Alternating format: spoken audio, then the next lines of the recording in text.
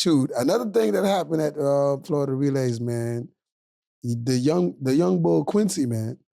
Quincy, the 10th grader. Quincy Wilson. Quincy Yeah, man. Wilson. That Yep. that young man's amazing. I actually seen him 45-19, bro. How old is he? 15?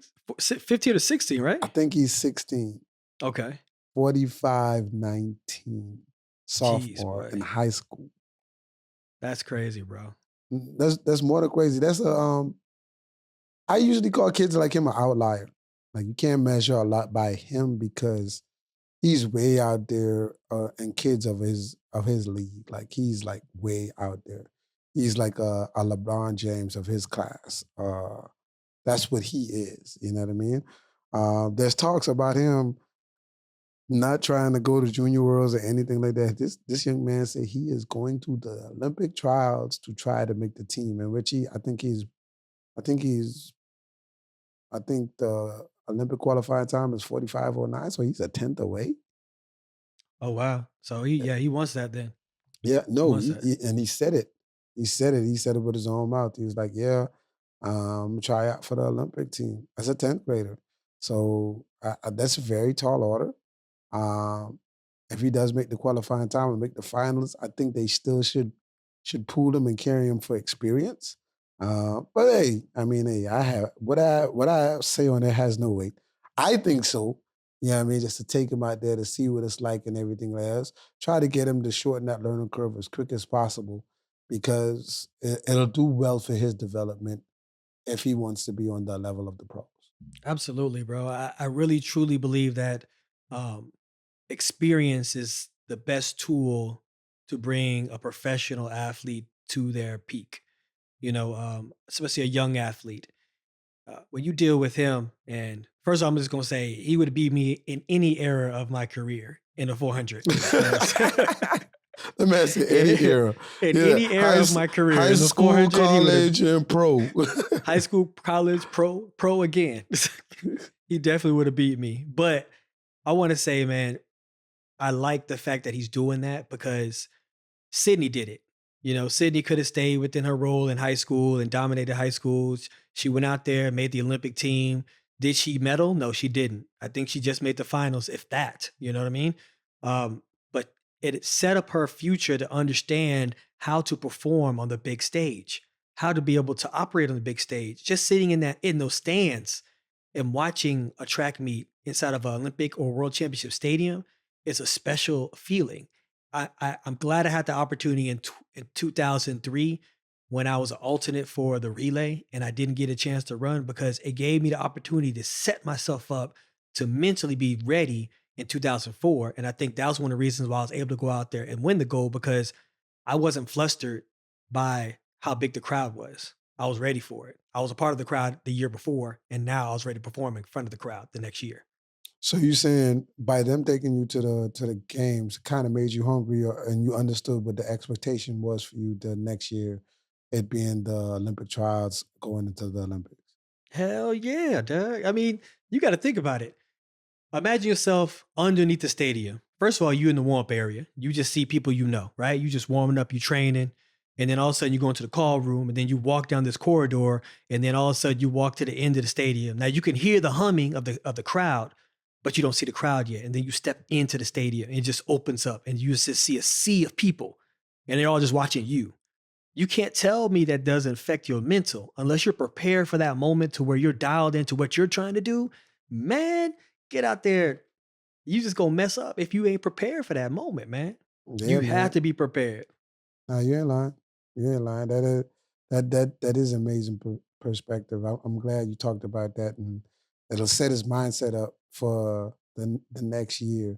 Yeah, I mean, well, I can't even say that he might not have, man. He might nab a spot. Shoot, I don't want to speak too early, but man, that the young bull hungry boy. If he nab a spot like a third place and clip 44-9 or something like that, man, he would have earned himself.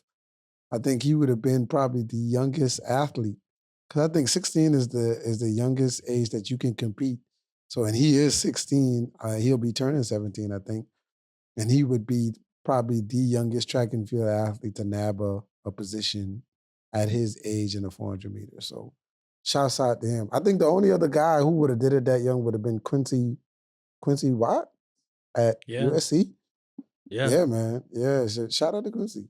Decades and Um, decades ago, man, for sure. I mean, yeah, it's a breath of fresh air when you see a young athlete that young, and we don't get to see it often. I mean, we had LaShawn, we had Smoke, we had Xavier Carter, we had a lot of young athletes come along and set such a mighty tone for youth athleticism, and it opened the door for other cats. Watch, it's gonna open the door for other cats. He's beating them now, but there's gonna be some other cats that are gonna start running those 45s a little more consistently because now they believe they can do it. That's a special thing about our sport, man. yeah, yeah, yeah. Hopefully, he get drops into a nucleus of people who could help him foster that because that developmental stage from amateur to pro it could be very very difficult.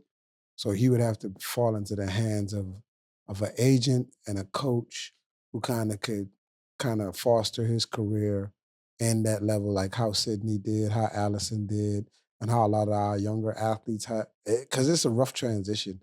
I'm pretty sure you talk to anybody who transitioned from high school straight to the pros. Not saying that he will, but I'm saying if he's looking to go that route, he would have to be in the right situation so his career could blossom. So I got a question for you because he is a prime example of what we talked about a couple episodes back about the NIL deals. Would you, as a parent or a coach in a situation with him, would you stay in high school and see if you can collect larger NIL deals for those remaining 2 years because he's a sophomore, right? And then see what that professional contract looks like by the time you graduate high school. I definitely would keep him in high school, um, and kinda get with a seasoned agent, a seasoned coach to let him know what it'll be like on the next level. Because I think at that level, he probably looks up to a lot of people, you know what I mean, who runs his event. But they'll give him dap and show him love because he's young, because he's not a threat to them. But Mhm. once he makes that transition to pro, boy, you running for lunch money. So now you look at somebody who runs the 400, if they're a threat, they no longer giving you that because now you the young bull looking to take their lunch money. So now that could affect him mentally. And I think that's one of the things we miss as a young athlete. He's a kid. When you think about it, he's really a kid running amongst men. So you want to teach him about that early. Be like, hey, the same people who you look up to, man, they not gonna like you because you're gonna be the person taking food out of their mouths because you'll be running for money just like they are in the next 2 years. So I let him stay in because he can still earn money and purchasing power with an NIL deal. Stay in high school, um, and he could run unattached meets, man. He could run pure athletic spring fling, to measure himself up. He could still go to USA's. He can still do things of that nature and run against competitors of his stature, but he'll still be developing.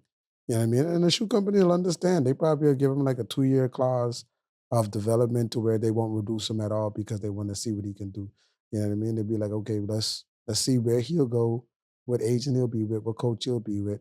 Um, but those type of kids need to be with experienced coaches. They need to be with the Bobby Kerseys or the John Smiths, somebody who's been in the game a long time who could kind of foster their career the way it needs to go.